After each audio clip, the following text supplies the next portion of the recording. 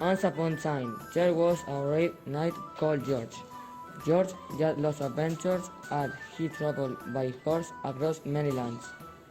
One day, he came to a small village and met a man who lived in a cave next to the village. The hermit told the knight about the awful things that were happening there.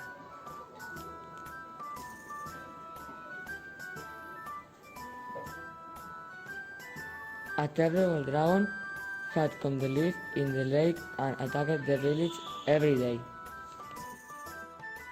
The villagers didn't know what to do, since they gave the dragon all their food, but the dragon stood the food and still attacked the village. So then the villagers gave the dragon all the animals from their farms. The dragon took all the animals but continued to attack the villagers. So then they gave the dragon all their gold and jewels. The dragon took all their money but still was not satisfied.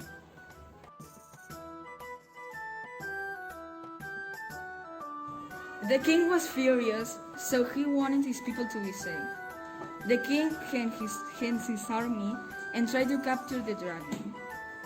They fought the best they could, but the dragon was too strong, and the knights of the army were too scared.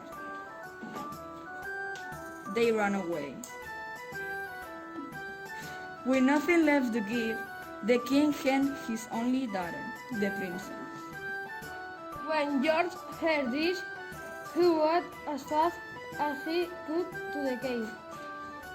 George attacked the dragon, won the fight, and killed the dragon. George and the princess returned to the village and everyone was very pleased that they would have no more problem with the dragon. Today the story of Sant Jordi may be remembered, and George is known as the patron saint of many countries.